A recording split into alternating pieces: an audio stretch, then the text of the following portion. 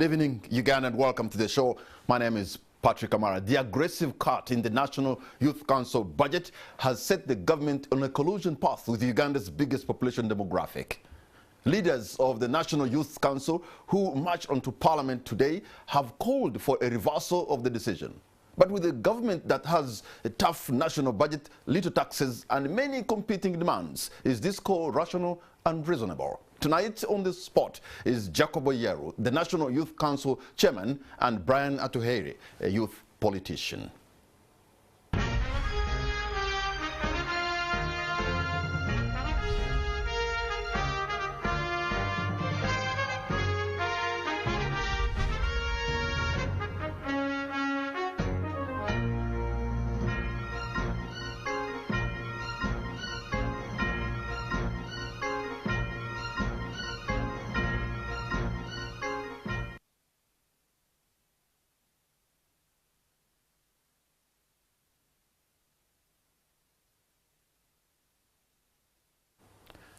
Brian and Jacob, thank you so much for having honored our invitation. Gentlemen, a warm welcome to both of you.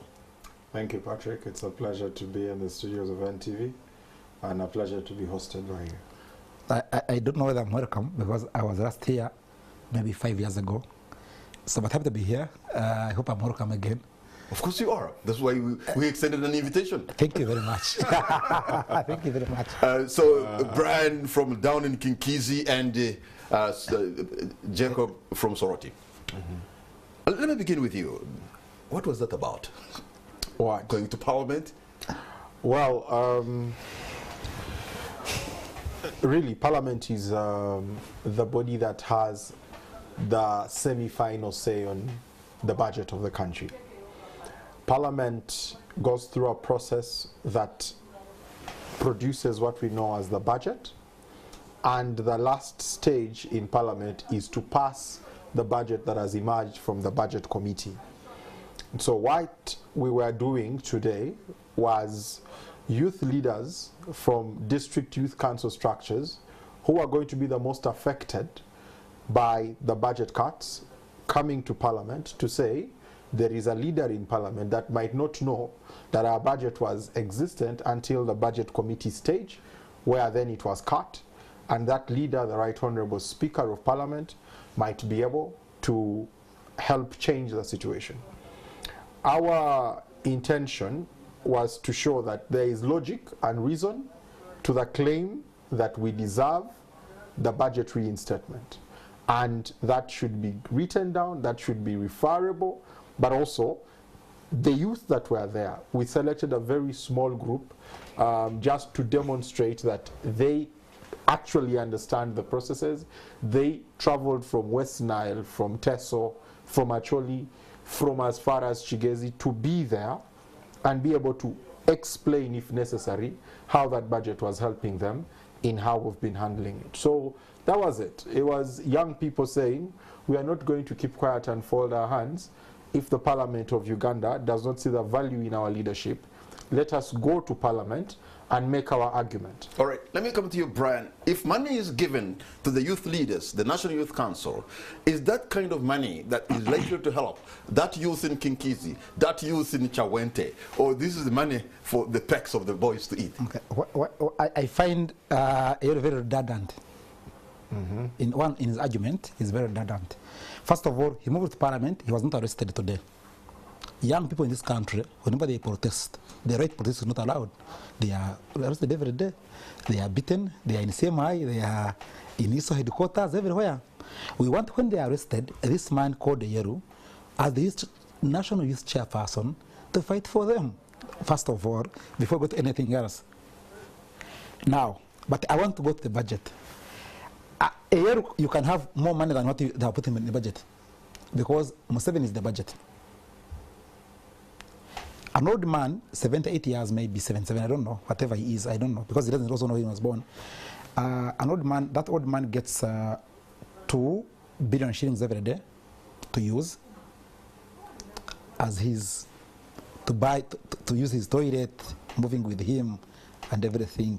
And Eyeru with his own National Youth Council caught in the courts, and Eyeru has 800 million for 1 year. And this man was kneeling the other day, saying, hey, we want our man to be healed. He's sick, we're in trouble. So we don't have a budget. The budget is 7. And you know, Anita Among was our FDC member. So she was my friend, so I know her. I know she could be good intention, but she also knows where her limits can go. Now, so Eyeru, the budget they have made for you, you could have it as in structure, but you can have more through kneeling on the road. Because the country is on the knees, so you have to kneel on the knees yourself. If you can't kneel more and you think you can protest, but you're also not arrested, we don't think that you are ours, because when we protest, we are arrested, and we know where we go. So, Brian, your argument really that if he made his case, he marched to Parliament, and there was no arrest, then he's not as effective a leader as you expect him? No, he's not as an opponent to the system as wants to tell us. He wants to convince me that he's on my side as a young person. He's not. He is for the... When the same man was on the streets kneeling the other day, did you see him? So let me ask, how do you explain, I mean, what do you make of that? If somebody is sick, if Brian, you're sick and I want to come and sympathize with you, what's wrong with that? And now I can only be, you know, inclined to listen to your story because you know how you feel internally. Even a doctor, by the way, is not supposed even to tell somebody's sickness. Good. But you see, when you're sick, you go and make a test. And the test is, they tell you you have malaria. So I can say I have malaria. But when I have malaria, I must also be able, when you find me not taking chloroquine, and I'm taking something like an antibiotic, it means I am not having malaria. I have another sickness that I haven't told you. So even sick people can tell you a lie. So you have a problem with people like Jacob to go and pray for an individual, in this case President Yoweri Museveni, who had told the world. I have a problem with him. Whether he goes and plays for Museveni, it's okay. He wants to play for Museveni. But when you're praying for Museveni, don't pray for Museveni representing us. Because we don't pray for me, I didn't pray for him. But this man was representing me on the road, on his knees, so with his hands up. If he's already as a national chairman of the National Youth Council, how does he leave that? How does he leave that? Then he must consult. How does he leave that? He must consult. Okay. So and you see, he never consulted us when he was going to kneel. Okay. We only saw him kneeling. Okay, I just want to look into the issue of the money. First of all, Brian is talking about 800 million. Comment on the kneeling. On the kneeling. On the praying. See, I don't have apologies for anyone who thinks that people that pray while kneeling are wrong people, regardless of where they kneel. There are people that kneel to plead before men. We were kneeling to plead before God. But I also want Brian to understand, I did not do it in representation of you. No, I am not a pastor, I am not your evangelist, I am not your priest. I did it on the behalf of myself. Good. But also, I did it with people from the NRM Youth League. Good. As members of the NRM Youth League, for the party chairman. And we know, as the NRM, that the party chairman is still a necessity, because we are in a time when we need his life to be strong. As you are aware, there is... I'm not aware. You can tell me. No, you can tell me. I am not aware. You can tell me. So you wait for it. As you are aware. So don't say I'm aware. Because when you say I'm aware, you won't take me off. As you might be aware. I'm not aware. I'm not aware. So you must tell me. You must tell me how. You're not going to I am not aware. Much. I know that, but as you're aware, the country is having a lot of succession talk.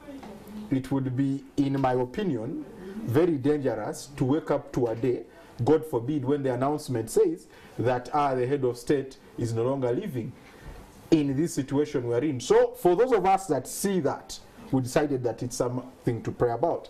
But it's okay not to believe in God. I don't think that you have a fault not to believe in the Almighty. I think if they say someone created you, created the heavens and the earth. You're blackmailing me.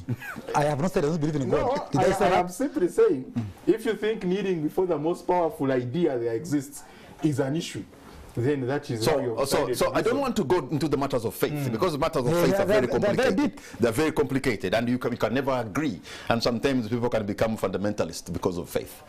But let's go back to the issue of budget. Yes. First of all, how much money was meant to be in the youth budget? Is it true you're talking about 800 million Uganda shillings?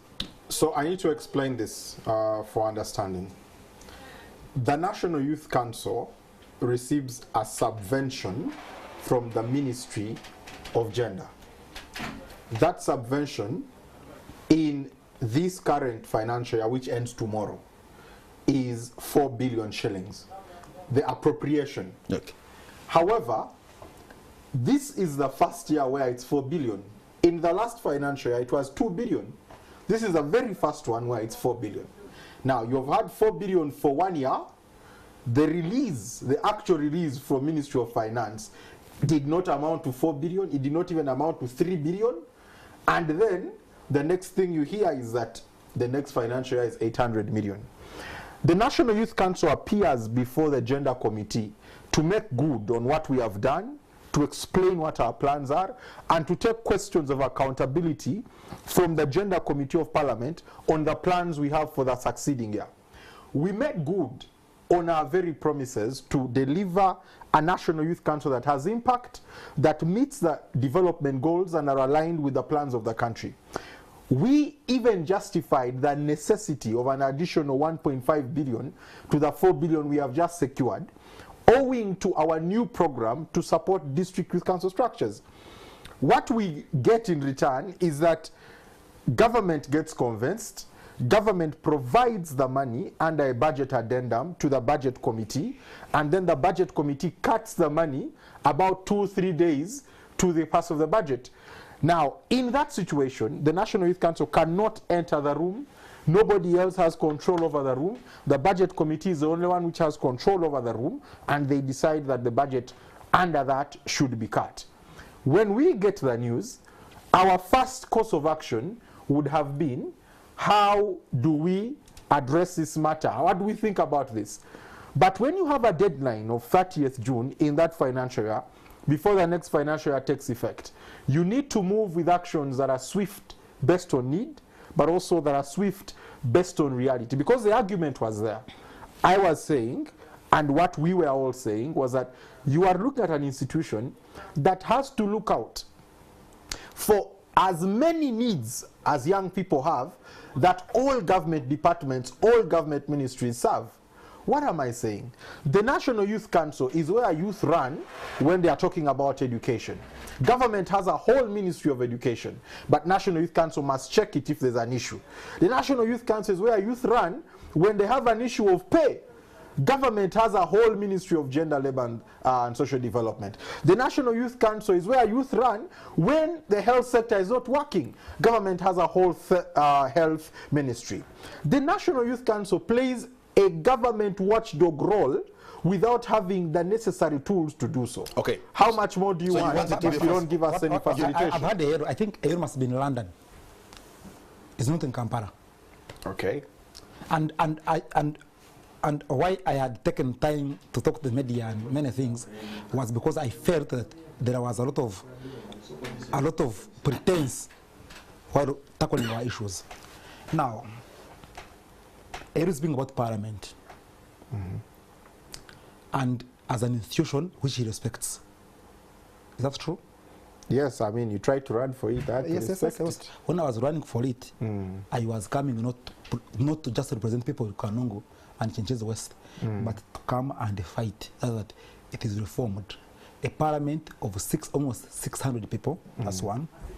Two, a speaker you're talking about who every sitting can sit and pass a law that has consequences on my young daughter, on my young sons. So what are you saying? That Parliament does not do anything? What I'm saying is that you can no longer respect Parliament. The moment you respect Parliament, you're actually on the wrong path. Because when you respect Parliament that is not there, because we don't have a Parliament in Uganda. What we have is some share called Parliament, and people respect it, can go and respect it. Me, I will not. But I want to go deeper to why I don't. Parliament passes a budget of State House, but every 4 months they pass a supplementary for State House. Nobody has ever said that this is too much. Stemuji, of course, Stemuji will speak about it and shout. It's like me speaking there. I'll go there and speak like what Stemuji is saying, I know, but at least I will tell it to you. But you cannot say a committee of parliament in this country can cut State House budget. Can set State House budget, but can't cut yours. What it can do, it can only increase, a committee of parliament in Uganda can increase Museveni's budget to eat with his elderly woman and children who are grown, who are employees of Uganda, who pay taxes too and salaries. But you see, that same parliament can decrease your budget as youth council and increase the budget of Mr. Museveni. Now, when I say that, I'm not saying that you're a very bad person. I'm simply telling you that you need to wake up. Because we have since woken up, we can see these things. Why do you think your budget decreases, but State House budget increases every day? Or the defense budget, classified expenditure. But yours, which we know is going. So whose job is it to appropriate money? Now, the job. So are you saying that all the are you telling me the state, the entire state has collapsed and what I'm saying, all the arms of government should not have been working? By the way, today I'm very peaceful, and you have me very cool. You have not had me like this, but I want to tell you one thing. What you call the budget and appropriation, and thinking Parliament can appropriate any money anywhere, is the wrong thing. When they appropriated 4 billion, do you get it? No. And the answer is yes or no. No, he himself in his speech he said, Brian. No. No. The answer is yes. Did you get it? Who got what they appropriated to them? Brian, I don't want us to become. So what happened? It's not supposed to be a dramatization of the budget process. What I'm saying is that the State House budget. Maybe let me help you. Let me help you, Brian. Okay. One at a time. Brian, let me help you. You made your case. The issue of appropriation is about legal mandate, and that's Parliament's mandate. But as you know, no country appropriates money that is present somewhere to say, okay, we have appropriated 40 billion, please throw it at them. Appropriation is with anticipation of revenue collection. And very many times, why countries have deficits budget is because appropriation has gone higher than revenue that could be collected that year. This is basic knowledge. Actually, the URA fell short by $500 billion. Yes, so Brad. Ministry of Finance can only release as much as they have. $500 billion you're stealing us. Because, Kamara, you must tell people that $1 billion is 1,000 million shillings. Yeah. That $1 trillion is 1,000 billion shillings. Yeah. So tell us in the billions. Don't say $500 billion. Tell us in the billions. But you, no. You think Ugandans don't understand? They don't. They do. By the way. Because your duty is tell them. Okay. When they say 1 billion, but when they say 800 million. Brian, you are going to do a lot of semantics. No. But lastly, that was this man thinks that there is the Igor regime we have to so. But Museveni can come to Parliament through his army, through a gate that he has at his office, beat MPs and pass a law. Because he did it before, you can't say no. Museveni, with his army SFC, entered the Parliament, beat everybody, and passed a law against age limit. The constitution you're speaking about is that constitution that has that clause, which was passed. So you're saying if we need a budget, we should ask him to come and beat Parliament? No, we are saying if he's interested in you, he'll beat Parliament. No, I am not here to audition for comedy. I am not here to audition for comedy. If we are discussing, I want us to discuss issues. What I'm saying, Kamara, what I'm saying is what the media and elites, these ones, don't want to hear. Brian. But what I've said has happened. Hasn't happened? See, Parliament is just maybe... Okay, let me... So in your view, when somebody is looking for money... Look for Museveni. They should look for him. Home 7, just like he knelt, should go and kneel again, they'll give him money. I don't want a debate where we are in, because Museveni's money never gets so he says that they have reduced their budget from 4 billion to 800 million. Tell me for security, for State House, finance, agriculture, tell me what has happened there. Okay. Because you're discussing the budget with him as a young person. Okay, Brian, let me But respond. you see, our young people, you can respond later. Okay. I'm making my point. And Please proceed. Please yes, proceed. yes, good. Now, I don't want Kamara, you to spoil my time. I could be sleeping in my bed somewhere. When I come here, I come tell you what is, not what ought to be. Eyeru wants to sanitize the situation and convince me that we are in a country with a constitution, with a budget, with everything. But I'm saying no. The budget for agriculture can be channeled tomorrow to security. When they were going to Congo, Operation Shuja, did they pass parliament?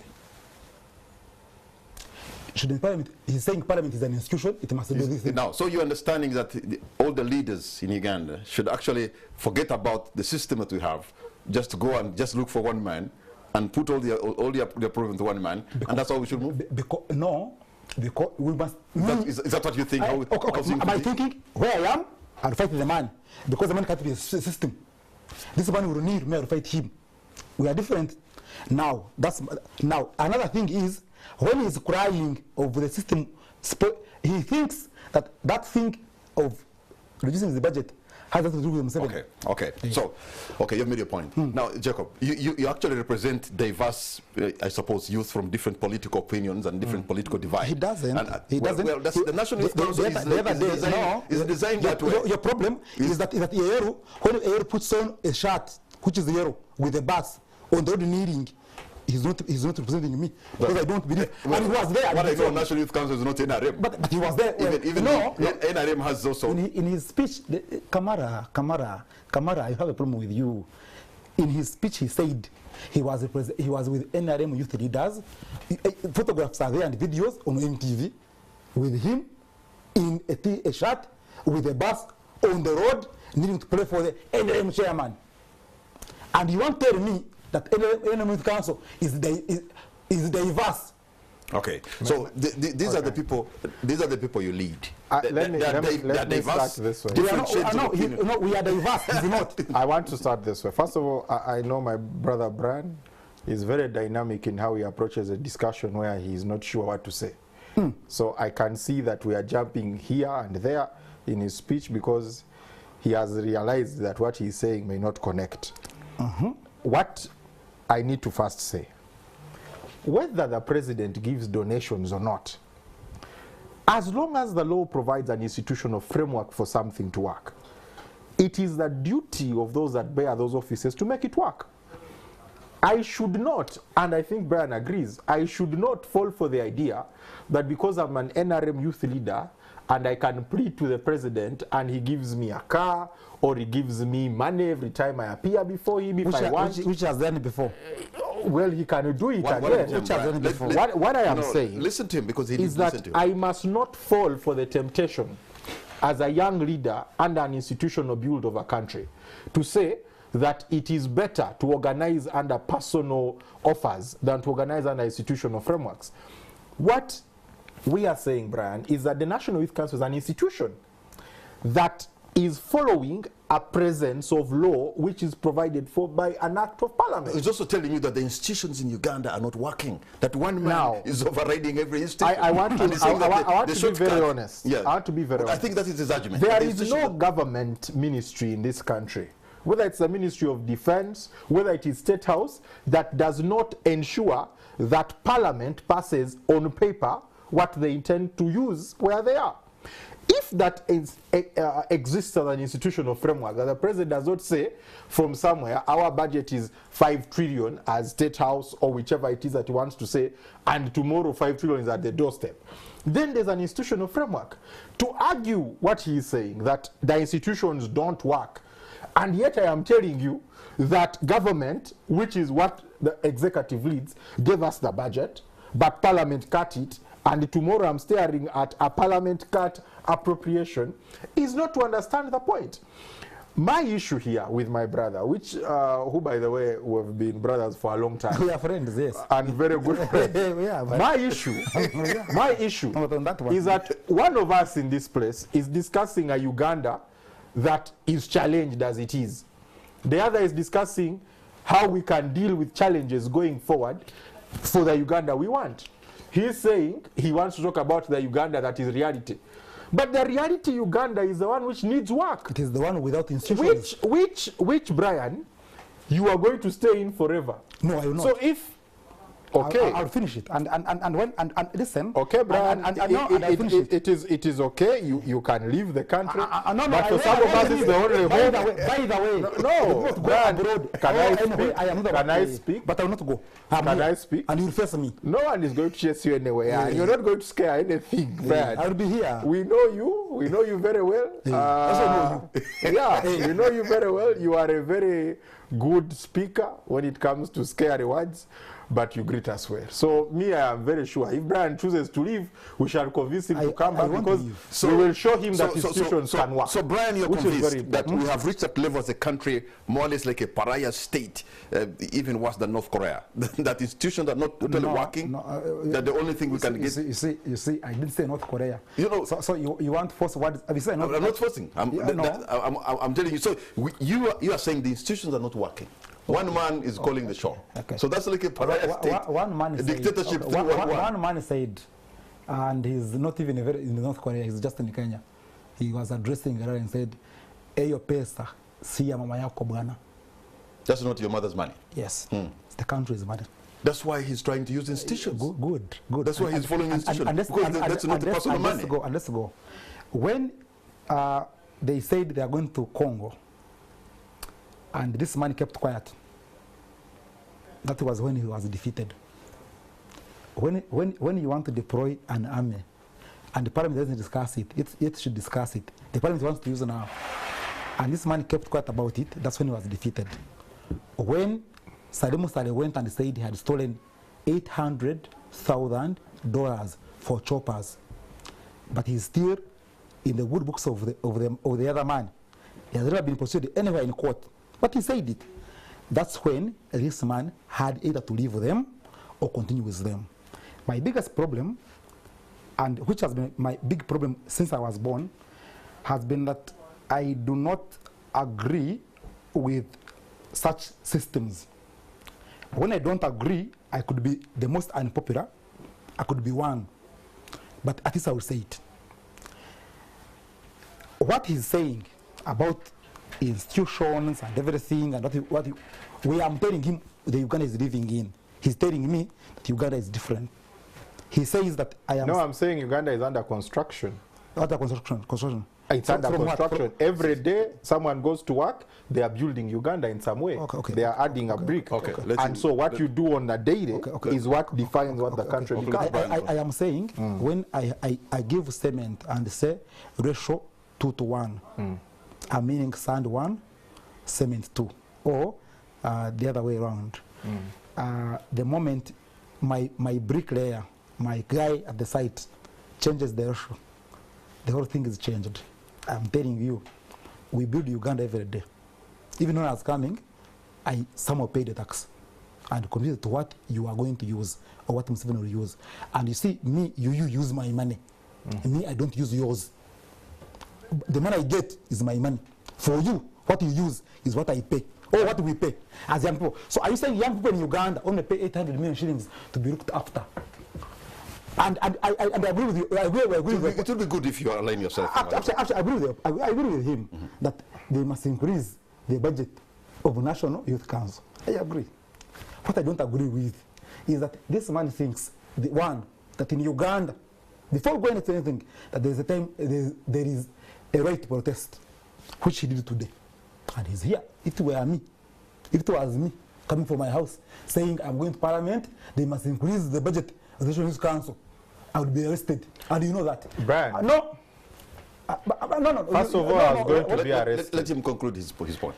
Maybe you should ask for why I was not arrested, because I am the one who was there. Let him conclude his point. What Brian is trying to prove Let him conclude his point. is that I was not arrested because I am NRM. That's what he's trying to prove in so many words. No. Brian, even on Twitter I've done that. Even on Twitter, yes. And you never answered. Brian, You never answered me back. I never responded because I didn't see. Because I was redundant. I didn't see. No. Because I was redundant. And see, I find you very redundant. Why I find you very redundant is that you think that in Uganda, one, according to Eyeru, rights are protected, including protests, including picketing, including everything.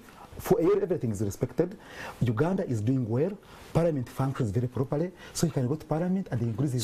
So if you were the chairman of the National Youth Council and your budget is cut, what would you do? One, I would not... I would somehow look from 7. But because I'm not hopeless, I can't be in that position. I'm not saying he's hopeless. Because I am not hopeless, I cannot be in that position. I want to be in a position. You see, this man has to shout against the system to also defend it. So the man is just burnt. His hands are burnt. Like, he has to hold his baby, but also release the baby on the ground. So when we talk to him about the system, he defends it. When we say the budget is cut, he becomes hungry. So, okay. I think I need to make something clear. Brian is trying to insinuate that because I am NRM, I support everything that comes out of an NRM institution. That's not true. Brian, I'm a member of the NRM party. I'm not saying no. But the NRM membership does not have the same head. It has the same head. It does not. That head is in Nakasero. If I get it now, Brian, that's the challenge I have with you. Your FDC is NRM, so somehow you're not going to... No, but I can talk about his FDC because he's been there.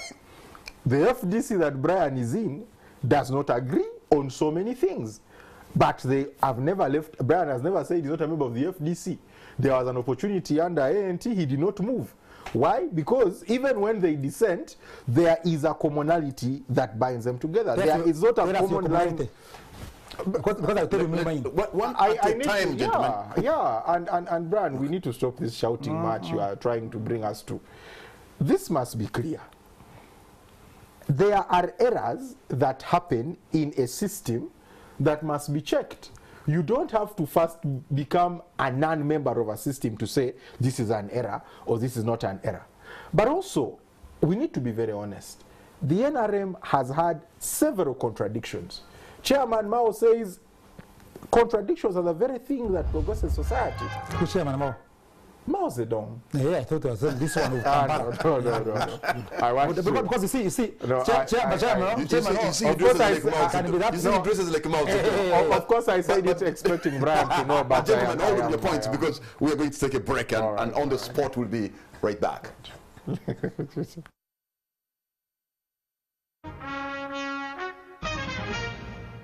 Welcome back. You're watching On the Spot. My name is Patrick Amara. My guests tonight are Jacob Eyeru, Chairperson, National Youth Council, and Brian Atuheire is a youth politician. By the way, Brian, at one point you tried to take on the super minister in the race for member of parliament. He feared. The one and only Amama Mbabazi. He feared. So when he feared, he went from 7, who was easier. Or maybe he left when he began feeling competition was embarrassing. You dared Mbabazi? Yes, I dared. Kiki's West? Yes, I dared. And see, I can't say that when I did that, it was embarrassing. Yes, it must be embarrassing sometime that your sons and daughters are running against you. But you see, you wanted to join an institution for which now you have no respect for. No, I can still. You see, the biggest problem I have is people thinking that my wanting to join meant I was going to become like them. I can tell you, like 4 MPs maybe in Parliament that I respect, not very many. Some of them are even in the NRM. I respect them because they have understood where we are. And where we are squeezed. Like Kaushenga said, we are broke. Like, we are squeezed. Now, Eyeru is squeezed. But you see, he's interns. How old are the interns? Which ones? The ones who are not deployed. The medical interns? Yes. How old are they? They're youth. Are they your constituents? Yes. Have you fought for them? Yes. When? Okay, when you're done, I will answer. No. Because I don't want your Q&A sometimes I must be answered because you just finish. I will tell you because before the budget of the National Youth Council was cut. Yes. We didn't see you when the interns were on the streets, and they're your constituents. But now it's cut. We are here on TV discussing it. I want you to go and fight for 3 things. Not for 3 things, but for what I think you can fight for. Fight for the interns. And they be deployed. I know most of them will go out of the country after because you can't pay them well as the NRM government. But we shall have 20, 40 here who can treat our prostate when we are order. Because I want also to grow order. And we must respect these guys. But whoever will remain here will treat us and look after us. When we are dying, they will make our postmortem reports. And we want them for our children to have our properties inherited. That's 1. 2, at least fight for the UPDF. The UPDF guys and police. What are they getting as salary? And most of them, our young people. 3, fight for our institutions. And by the way, being in government or supporting government, for me, it's not a job. We can do other things and criticize it when we are away. Okay. So for him, he can't qualify his point of he must be part of it to ably ask them what they can do. Because I have been away all my life. But I know some things. And it's not that my voice is not heard. Sometimes my voice is also heard. In a pool of, the other day Museveni was shouting against me. It's okay. Because he believes he can have NRM, and for you, if you're an FDC member who says control, make sure NRM primaries are functional and free and fair, he thinks you have done bad. Because he believes in rigging. And Eyeru, any NRM member knows rigging is part of your game, and you support that. When you support rigging, because those members of parliament you're talking about, you will talk with the petition too, are not members of parliament out of a fair system. They're members of parliament. First of all, 10 of them are men who must salute the commander-in-chief. 10 of them, 10 of MPs, and all of them are almost generals. Almost. Maybe 5 of them are generals. So what are you saying? It's not a parliament? What I'm telling you is that the moment you allow those things to happen, then your petition won't be listened to. I am trying to tell you that we are older men who have since grown. We have since grown, and when you grow, you must live reality. You must live in reality, not in denial. You're telling me something in London, not in Kampala. And when I say that, you say I am bastarding the discussion. We have a problem in this country, and when we have the problem, let's look at it properly and target it. And I will target those problems. And Kamal, before you cut me off, I know Kaya has said something about what I'm saying. But I also want to tell Jacob that where we are, if we remain at this, he knows, and he knows, off camera he knows. If we remain where we are, and you see what he was saying was that there is succession talk. In his first, what he said, succession talk. Mbawa's talk when he said I contested, he said maybe I was redundant, it's okay. But succession talk to who? Okay, you made so many things, and they're quite here. I want him to tell So me. let me start here. And Brian is not the first to say it. Why is the National Youth Council coming out? They did not say anything when the medical interns were having a problem. Even Makere fees must fall. Listen, one at a time. No, you can also add that one. But you know, the nature of debate is that we listen to each other. Yes, of course. I listen, but I also don't want to be right too. Yeah, but you'll have time to respond to that. But I'm not yet saying anything. Sometimes, Why are you scared? I'm not scared. So, Brian, I'm not scared. number one. But you know, I don't get scared far. One at a time. Yeah, the issue of medical interns has been building up over time. When we came to office in 2021, the issue of medical interns was there. We issued a statement and we met the medical intern leadership then. I sat with them at the headquarters of the National Youth Council in Tinda. I told them clearly, this is not simply a matter of your lot, because it's a matter of allocation and prioritization by government. it is a professional matter that must be dealt with as a sector matter, not just medical interns. It's not only medical interns being a problem there. There are nurses go on strike, doctors go on strike, medical interns go on strike. Teachers. It keeps going on and on. So it's a human resource issue in the health sector. I said, how do you deal with that? Is that the professional body, which is a Uganda Medical Association, I think, must develop a consistent plan. Either you negotiate that plan on a wholesome with Ministry of Health, with Ministry of Finance in the room, and Parliament in the room, or you are going to keep repeating this problem. We went ahead and told them we are willing to be a part of that process. We went ahead to go to Ministry of Health, Director General's office, to try and begin that process. But because their leadership changes annually, before you know it, when the medical interns go away, the former leadership is gone, the new leadership does not have a continuity of any sort. What you deal with now is a situation where you're starting afresh. So when they approached me this year, I told them, but we have had this position before. I had different solutions to it. We didn't follow up to it. I told them, there is nothing a statement I will give will solve, because the issue is not a statement. The issue is an appropriation that comes from Parliament. If our strength is to say, how do we deal with the budget process and arrest it at the right time, then the issue of medical interns will not arise. However, if you're saying that everyone, because medical interns are people who have finished medical school, they do not have the time to check the national budget. So the people who must be preparing for their entry should be the Uganda Medical Association under terms of management of the health sector. And that is in tandem while dealing with the ministry. I do not like short-term solutions or pepperizing or just peppering just to show that you exist, so you have said something. I want things to stick. And I told the president I am willing to go on the plan again, but we need to be long-distance runners. We don't want short-term pleasing to say, oh, we have seen someone who has also said something about our issue. In that case, you're building a soft country. You need to be hardliners on what works, and then soft on what can simply be an issue. I don't think the health sector is a small issue where statements should fly around and that is backward. So I hope that's very clear. Here's an individual who has put in his effort to fight for the medical intern. Not just that, but let me proceed. The same matter is in a matter like education.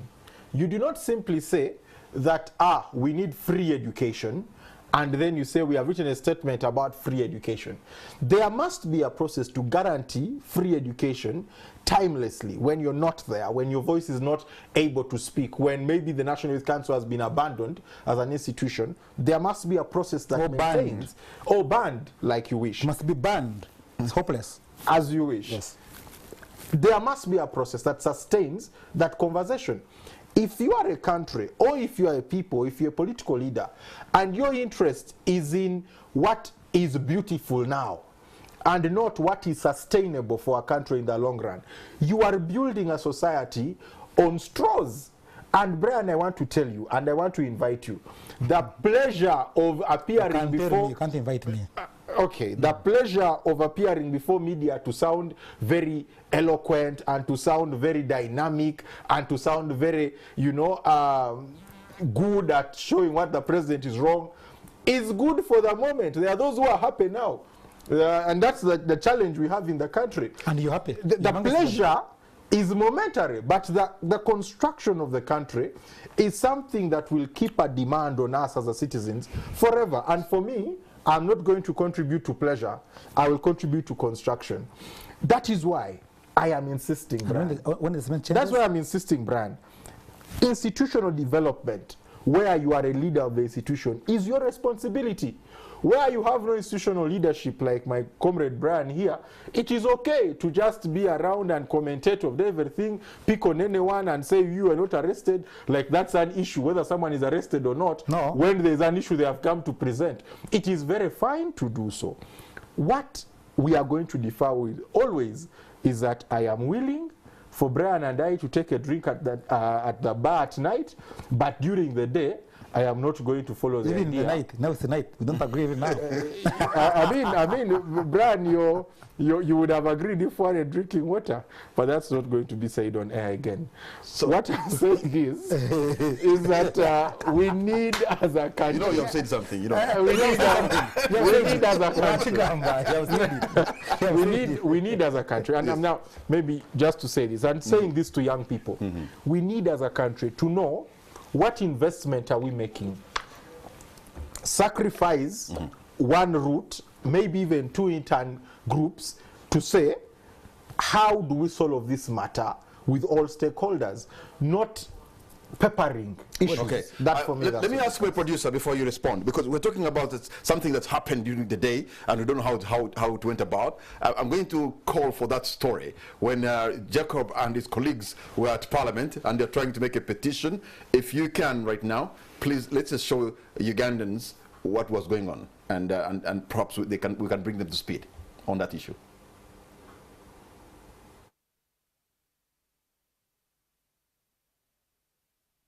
YLP groups. You will see ghost PDM groups if the youth leaders of the district are not empowered to move.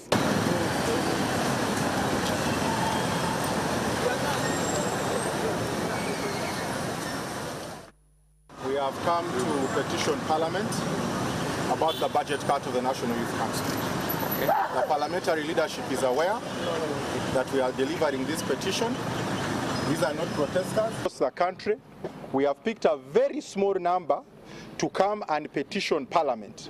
We want to petition Parliament about the decision by the Budget Committee to cut the National Youth Council budget by 80% and leave us with only 800 million a year, which can only cover recurrent expenditure. The National Youth Council represents the majority of this country. This country is a young country. Over 78% are below 30. And what we are saying here is that as the National Youth Council, the ones that look out for that people, that group that is majority, we cannot operate without anything. We believe in our Speaker of Parliament. We believe that she understands the youth of this country. That's why we are petitioning Parliament. Some of you might ask, why are we doing it now? We appeared before Gender Committee, we justified our budget. Government itself brought an addendum of the budget. It was available, it was enough, it was all of our money. But the Budget Committee cut the money. We are in the process with the Parliamentary Forum on Youth Affairs to have a startup bill to protect youth businesses, and we petition Parliament to be able to give tax holidays to youth in business. So the National Youth Council will not be able to do any of these things if we have no operational funds. But at the district, you all know the stories of ghost YLP groups. You will see ghost PDM groups if the youth leaders of the district are not empowered to move.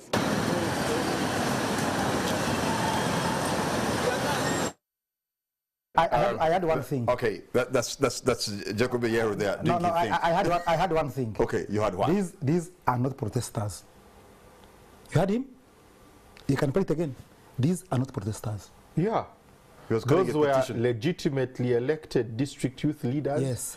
There was no single person hired as a goon, hired for the purpose of carrying a placard, or hired for the purpose of being arrested and you see why as a scene to say you have stolen the news.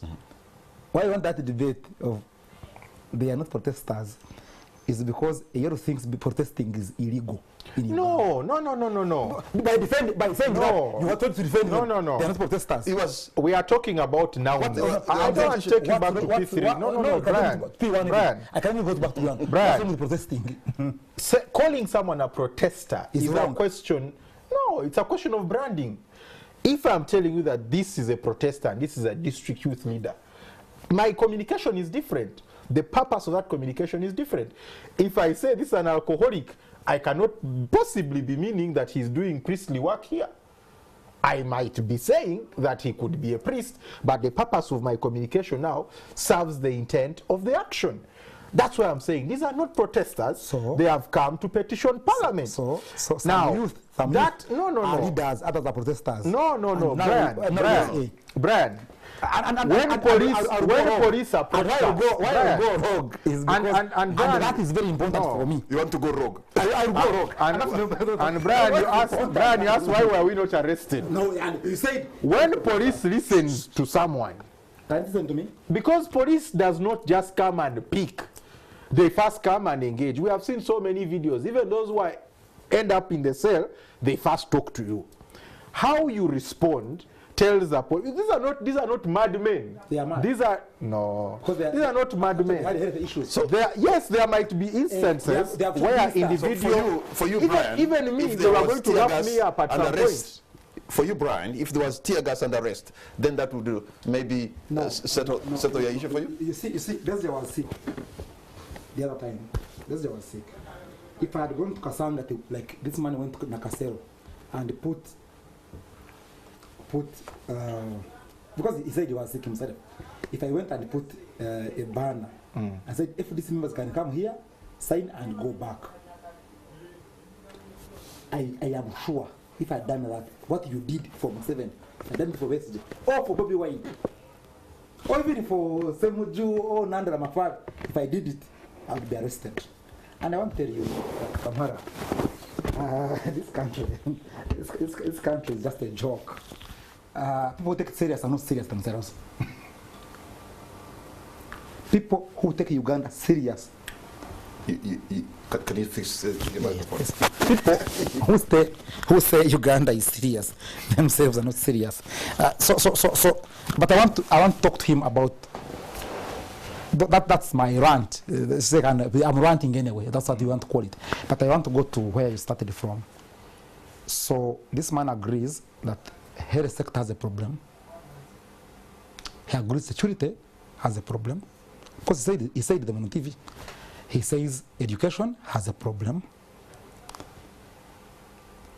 So which functioning country doesn't have an education, security system, and health system? I am trying to tell him that this country is not functioning. And listen, and stop that, and because you want to blackmail me, and I will not allow that here now, because I've said I'm going to come rogue. I can be hosted again 10 years from now. But so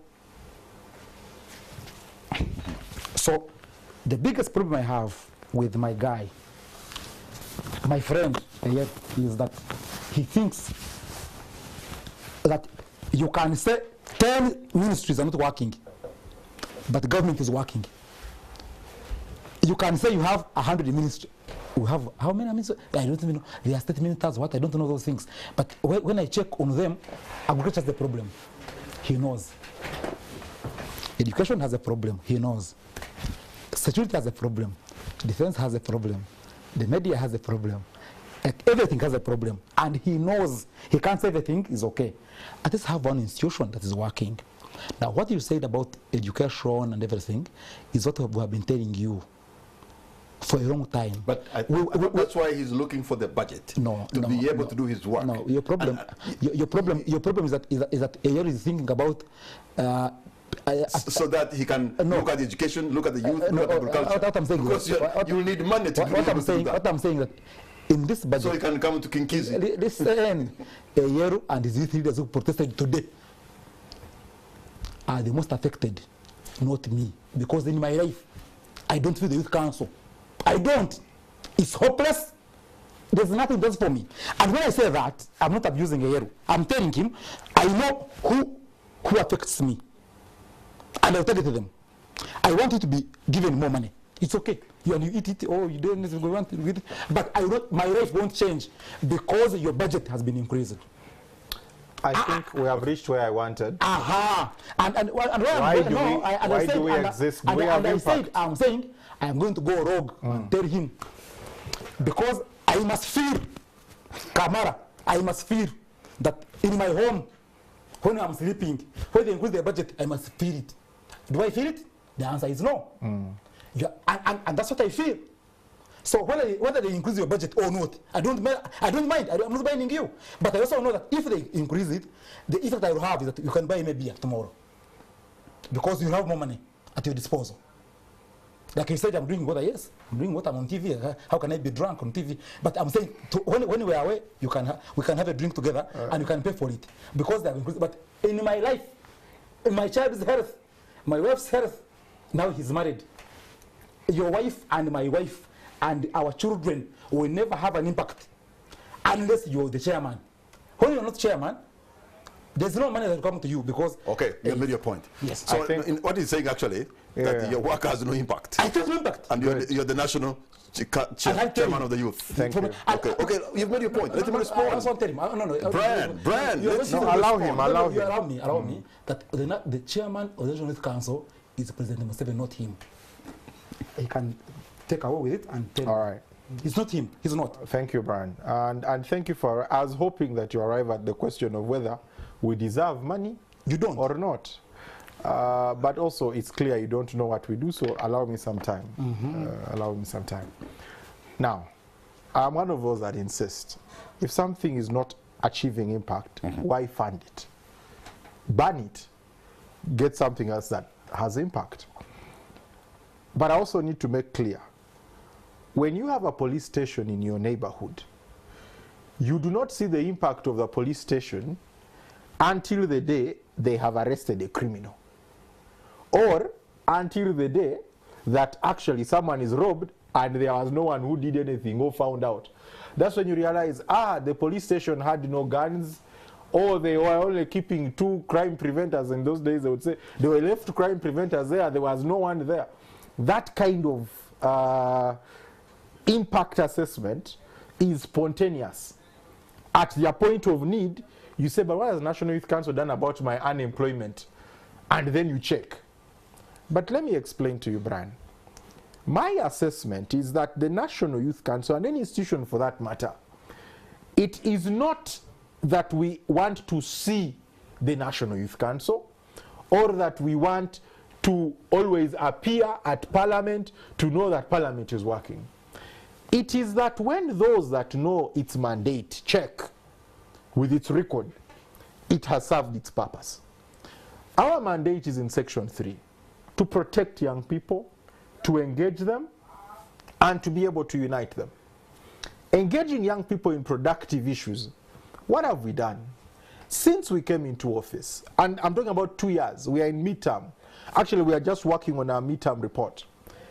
The first thing I said, and the first thing our leadership decided on, is that we must build structural capacity to increase the reach of youth leaders and have impact. That is how we decided that when a budget increment comes, we must disseminate money from the center. 30 years of the National Youth Council had never done that. 30 years. And we did that. What is the impact of that? We are ensuring that if government says we have sent money to a parish, this is a youth group that has received it, I can call someone and tell them, go and see if they are there. That impact, the amount of salvation we have on corruption just because of that process is a lot.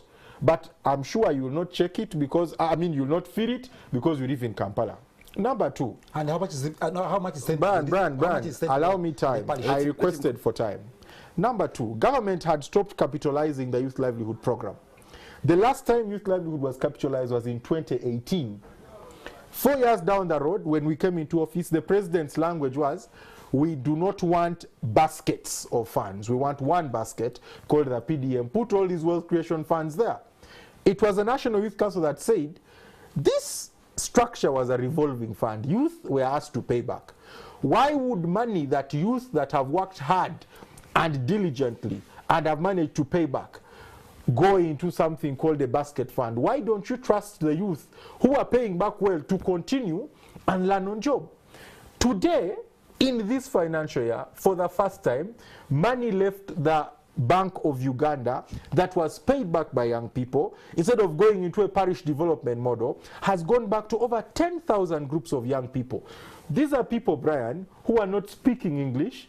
They probably are only able to find a farm enough to plant their matoke or to plant their yams or sim if you come from Soroti, and be able to enter the money economy. They are not educated, but they have a chance at life. Why because, listen, They have a chance at life because the National Youth Council has ensured that that money has not gone away.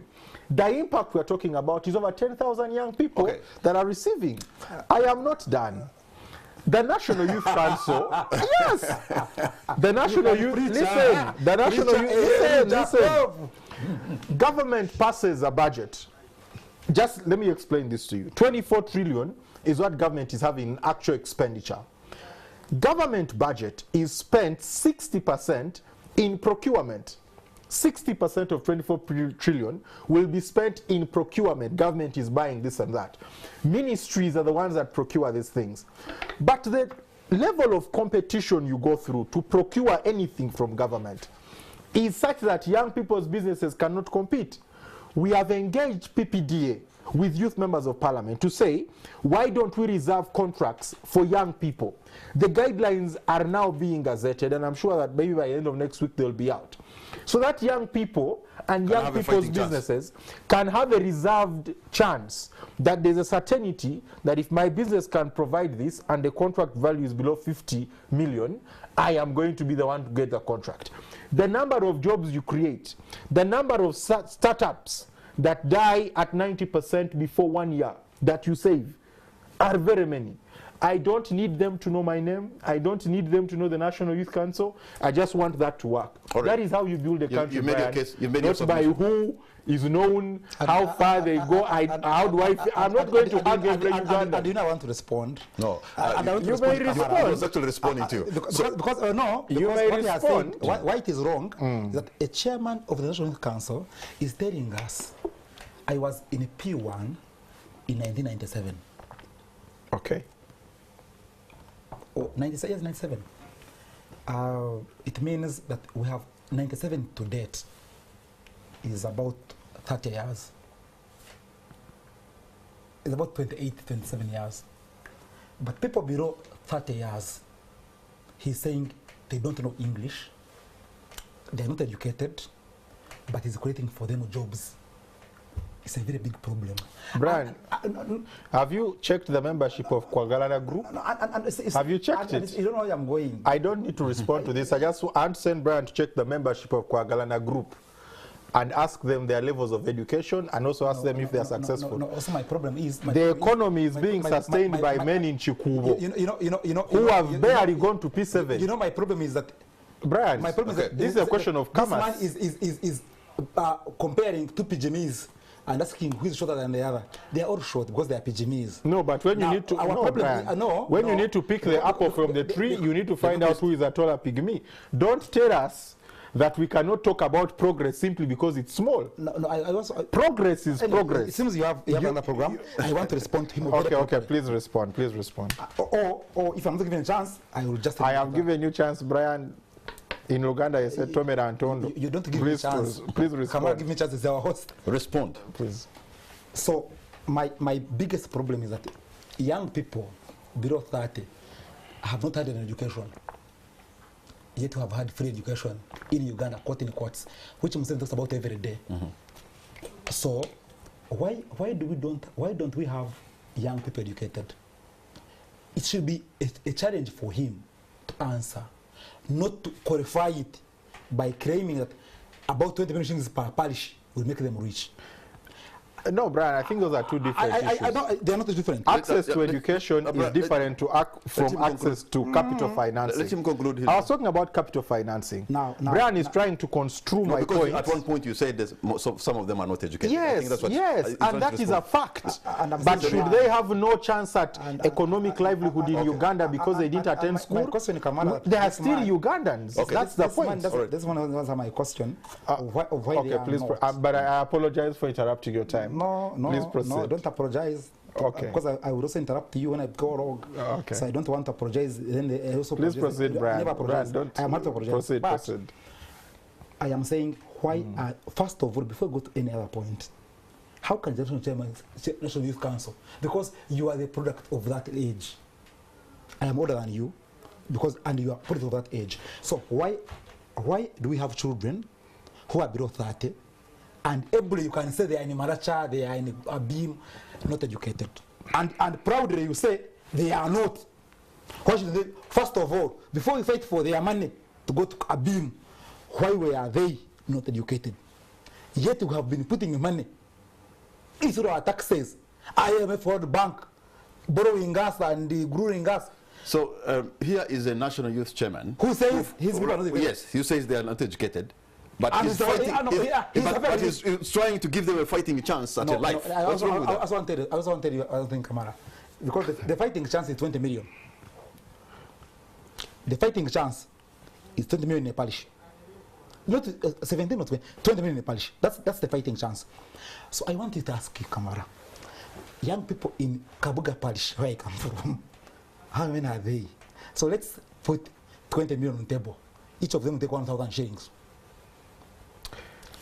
And those young people, when they buy a beer, when they go to a fuel, they are border. And I want to tell you what hurts me most. And him, he will listen to this.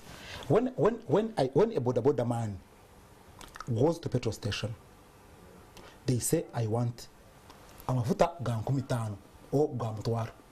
Now when they say that, it means they're saying 2 liters. For every liter, we are above 1,200 shillings for payment, right? A border man takes about maybe 5 liters every day. So it means the border man gives government about 10,000 shillings every day, almost. 10,000 times 30 days is 300,000, right? Times, if you multiply by a whole year, 60 days, the border man pays about 3.6 million shillings. When he goes, but you remember when his child gets sick and goes to hospital, there is no medicine because he said it. He said the health system is not working. Okay, the border man again has to work through and pay some money to the guys at the hospital, or either in a casero or anywhere in Chi where or in a beam they have to pay. But also when the child goes to school, if they go to a UP school, they don't be educated like he said. They are not educated. They have a problem. I attended UP, Brian. Good. I goes through on that. No, problem is that UP also is not the same.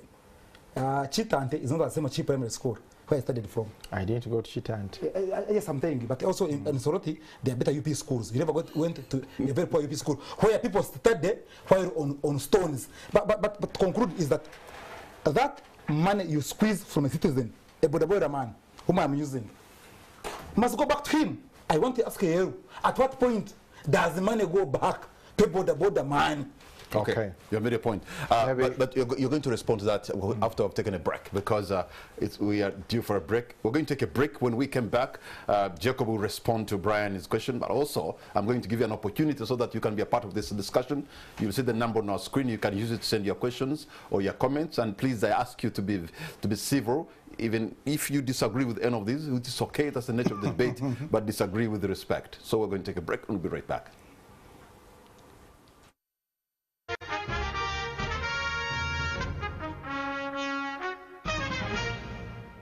Welcome back. You're still watching On the Spot. My name is Patrick Amara. My guests tonight are Jacob Eyeru, who is Jacob Eyeru, who is the chairperson of National Youth Council, and we have Brian Atuheire, a youth politician from Kanungu West. And so this is the moment when I get to hear your views. It's your time to have your say. Let me begin with the information that's come on my phone here, and it's coming from the Honorable Lilian Aber. Lilian Aber is from Kitugum. Perhaps you know her, you in the Youth Council, because she's a former chairperson of the National Youth Council. And this is what she says, that I should tell Brian that's not true that we are beaten and the law is passed. It's because of the actions of opposition that sometimes provokes the security to respond and defend Parliament. In fact, we need a security person near that show, because it seems to be almost attacking Eyeru. This is Lilian. And he continues to say, as the former chairperson of the National Youth Council, the issues of budget for the youth need strategic lobbying through the line ministry, not anywhere else, because Parliament will pass what's requested for by the Ministry of Gender. But unfortunately, that good will has been lacking from the line ministry. I suggest a youth ministry should be a standalone if we are to have issues of budget addressed. Thank you so much, Honorable Lilian Aber. Let me go now on my board here. I knew that FDC guy wouldn't talk much sense when he said, am I welcome here? Yes, he was given an invitation. I dislike the NRM, but we can't have such All right, somebody has an issue with you. We can't have such an opposition. Thanks. It's called Ashraf in Entebbe. Thank you, Ashraf. And somebody says, Brian needs to learn to engage in such debates with a deserving maturity in discussing issues of national importance, not just arguing to win. Thank you.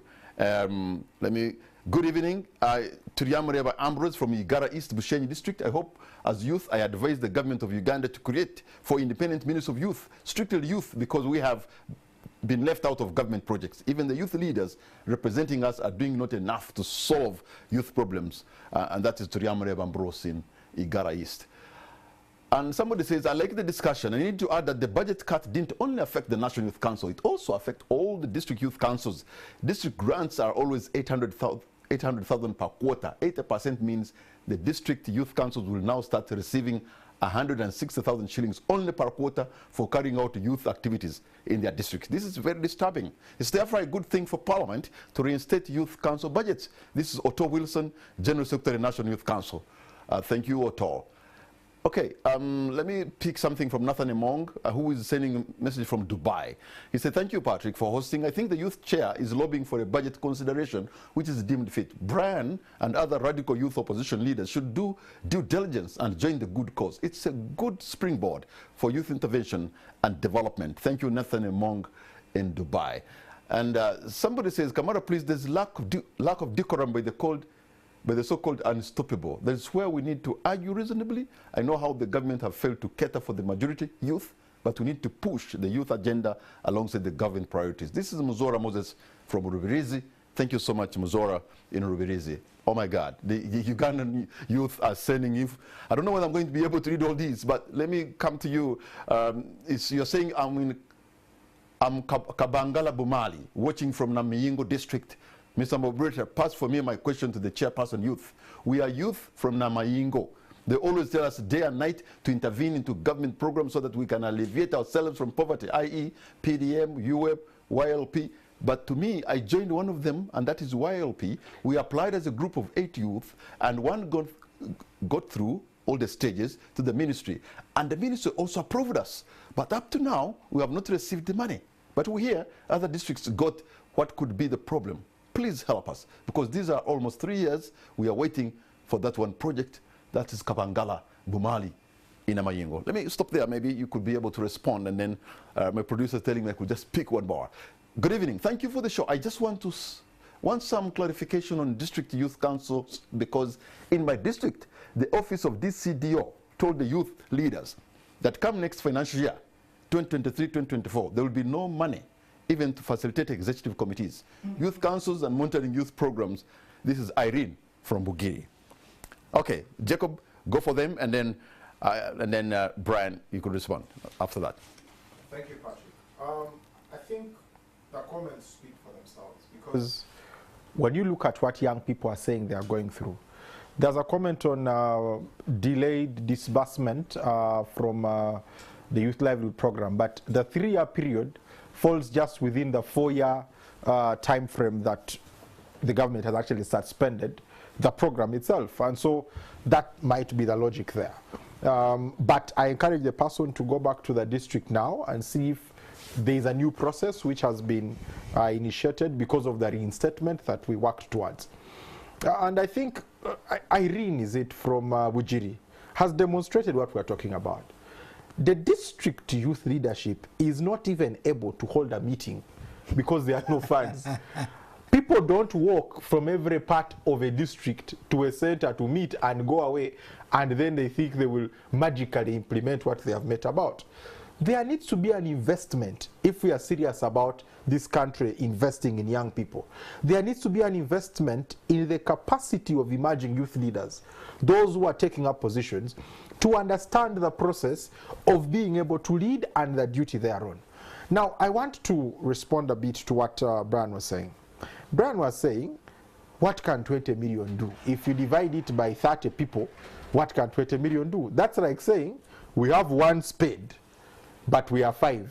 The fastest way this spade will help us clear a heap of sand is by everyone cutting a piece of the spade, so that everyone picks with their small piece and throw on. The 5 will finish because we are many. That's not how it works. It's a matter of talents. If somebody knows that I am able to do a business from A to Z, that person will help us employ people who are not able to think through business proposition and also business management. That is the model that works anywhere in the world. But Brian, I want to help. You've spoken about why the National Youth Council is concerned about young people who are not educated and wants them to do something. No, I said why they are not educated. Okay. First of all, describe why we can have people after government of 40 years, 30 years with UPE, but we don't have children are not educated. I want to know why. When I know why, then don't blackmail me. Why are they not educated? Okay. I want to be very clear to Brian. There is a full Ministry of Education. I don't speak for it. He can ask them why they are not educated. Hey. I am chairperson of the National Youth Council. My role is to solve how they are getting educated now. In fact, there are people who are not educated. So that's a fact. So Obama's tell us. I am not chairperson of only educated people. I want to be very clear. I am a chairperson of everyone to try and make sure, educated or not, are you a youth? You have a chance in Uganda. That's the aim of our existence. Okay. Now, just to speak to it, let me give two scenarios.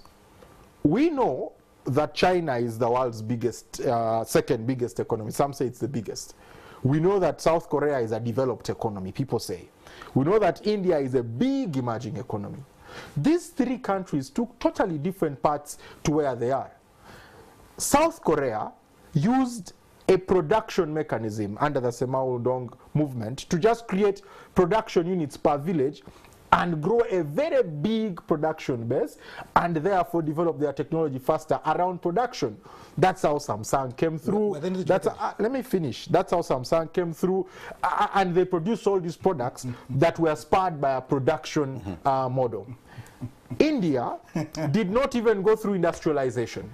India skipped industrialization and went directly to services. India built the capacity of people in India to be able to compete at a high technological level with the world. That's how India today is a reference point for technological management and innovation. Indians are all over the world building technological devices and heading big tech companies. What I'm telling Brian is that a country works with what it has. You don't say that because something did not work, the leaders of today must begin asking the leaders of yesterday why it didn't work. We are wasting time. There is a life ahead of us. There are about 15 million young children in primary school. How are we going to ensure that those ones do not drop out? That is my question to answer. I don't have time to begin asking President Museveni, why didn't my mother attend secondary school, and that should preoccupy me. My mother is doing something right now, but there's a big generation. If you're a leader, you need to choose. Are you contributing to the progress of Uganda, or you are contributing to a regressive environment in Uganda, where we're just discussing what does not move anyone forward? All right, Brian. You know, I'm hard to cheat. I'm very hard to cheat. So Eyeru must also tell me where the 3.6 million shillings a borderman pays in Uganda will get, where they remit the money again, because I asked that question. Please say that again. When we were going off camera, and I asked a question about. Yes. I talked about the border man. Yes. I want to talk to the border man, where they get their money again. Then you come. Then I can answer whatever. Where they get which money? The money they pay in taxes. Where do they meet it? Because I ably described from a day. Yes. To a month, to a year. I described the child, their children, and their wives when they are sick. Tell me where they get where they meet their money again. If you say that, then okay. If you don't What do you mean? Where do they meet the money? The money they invested in buying the border. No. He's saying the money they pay in taxes. Taxes. And everybody paid taxes. Yes, okay. I mean, I can respond to that. Okay, I can respond to that. Because you can have taxes and no, Brian. I am one of those people that very clearly knows that there's corruption in this country and that we are not dealing with it the way I think we should. That I am one of those. If you're asking me whether a border man meets their money, I will tell you that, no, listen, I'll tell you that there is a free end of the National Referral Hospital where they can go. But I will not be as blind to say, oh, it is perfect, or it is where we want to be, or that, oh, it is in a state that Ugandans are appreciating. Okay. What I am saying And I want you to agree with me that we have progress to make, yes, but I'm not going to entertain myself in conversations of displaying how much wrong is there without having any contribution to how much right we can make. Okay, it's your time to make your... You see, Eyeru thinks he makes a contribution and I don't. I make mine. I make mine. And whatever I make also is what in my conviction. I want to make it through your conviction or what you believe in. Yeah, that's fair. And I want to tell you that, and also, you don't have a duty to defend the government. I'm not defending government. Yes, I have just told you we have a problem of corruption. Is it opposition? We're running out of time. What's going to be a concluding remark, Brian? No, but no, you allowed him to speak. So yeah, Brian, please speak. I give you time and then you're asking more questions. So now, I want to be very clear. First of all, they made comments on the... That's why I'm giving you the platform. Yes, and that's why I should answer. I don't think Lilian, my friend and sister, would have made such comments in 2014 or 12. There would be different comments. It is when power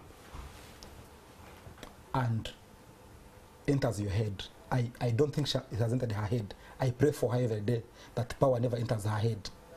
If it has entered her head, then we part ways, because when power enters your head, you become spoiled. But I know where Abba is. She knows that the budget is not, these ones is not financed, because she knows what the PPS said when he entered the office. He said he would not entertain supplementary budgets. The PSST? The PPST. And in 3 months, he had it on the floor through the minister.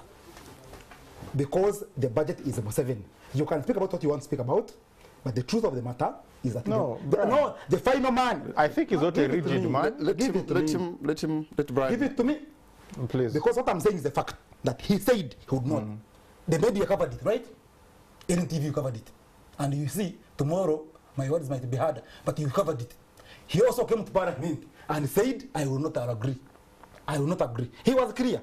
And in 3 months, he had the first proposal of the budget. Now they happen every day, because one man wants money. If he wants money, money has to be delivered in a blue van and takes it away. Now, that's one. 2, someone said I'm radical. Maybe we need a radical leadership. Maybe. I don't know. But I'm not radical. I'm just emphatic. You cannot confuse my being emphatic for radicalism. Otherwise, I would be terrorist. I would be charged with terrorism, right? Or I would be wanted on the list. I'm not. So you cannot see a man who has lived his last 18 years in politics as the anchor dogo of the struggle to liberate Uganda from these hyenas in Kampala and confuse him for radicalism. And this man says they are stealing money. He himself has decided, he has said they are stealing, that there is corruption. You see corruption is cosmetic. The word is stealing, never Shuma. They are stealing money. And they want to call it corruption. The bottom line I was talking about, whom he doesn't answer to. And lastly, I can say lastly, why I am saying, why didn't they study? Is because when they were failing to study, we told them. We said, you guys, those schools are not teaching. If you got into your clips of 2012, you will see people, men of my age then, who are now 40, 45, telling you guys are not studying. Don't host them here, or anywhere, or at KFM, or anywhere we are. Didn't host people telling you there's no education. Now, I have a problem, and I want to say it, and I will never apologize for it. My problem is that when I tell you that NTV is corrupting, so you must hold it up. And you say, no, NTV is okay. And corrupt says, I don't come to mourn with you because I told you, let's hold it up. We have said these things for the last, maybe, since I was an adult, I've said these things. The other day, a minister was shot by a bodyguard. And I think he's, what they call impressed in office, and the minister is not even worth of his bodyguards. So you cannot have that country. So when I'm saying those things, sometimes, okay, I'm radical. Okay. But I'm very emphatic because I know these things. Okay, you're parting short. My parting shot is that Uganda should be very hopeful. We have done what we can do without government's help. We are on our own. And people on their own will fight for their own. And when we do that, then our children will go to hospitals and get medication. Our wives will get medication when they're producing. These guys on TV who lie you, they can go to Aga Khan, go to India, go to London. They are not with us. We are very, very different people. Okay, thank you very much. Jacob, your parting shot? My parting shot is here. There is no escaping future leadership in our country. But those future leaders will not emerge from anywhere else. They must emerge from that very country. We are in a country where there are those that are training to be those future leaders. If we don't support their effort, we are putting the country at the risk of having a future with no leadership. There are great men in this country that we know through history. The president himself was a leader as a young person. The current chief whip was a leader at national level of the National Youth Council. Dr. Ruhakana Rugunda was a president of the Students' Union of Uganda. Everyone had a nurturing position. If you stiff for the nurturing, you stiff for the future of the country. I want to say this very clearly. We are moving into August, when this country usually recognizes International Youth Day on the 12th of August. If our budget is not reinstated, I will not be able to support district youth councils to execute their mandate in the first quarter. There will be no reason why I should go and we should have an International Youth Day celebration of 600 million. We would rather have that 600 million distributed to districts, and we have a closed-door International Youth Day celebration where we have an interface with 1 or 2 people. But the money has been sent to district youth council accounts to actually support youth to become internationally capable as leaders. That is my parting shot. Thank you very much, Jacob Eyeru. Incidentally, we work together somewhere at Wizards Foundations. Good to see you again. Thank you so much, Brian. We come a long way. The other day I saw you when you're taking an aim in Kinkizi. Maybe you're going to do it again. I like the energy of the young people. Sometimes I could just see you, and when I see you guys debate and argue, I know you don't hate each other. It's because you love your country. It's because you love your country more than individuals. Yeah. Thank you so much, and for you who has been watching this program, I want to thank you for the privilege of your company. Good night and God bless Uganda.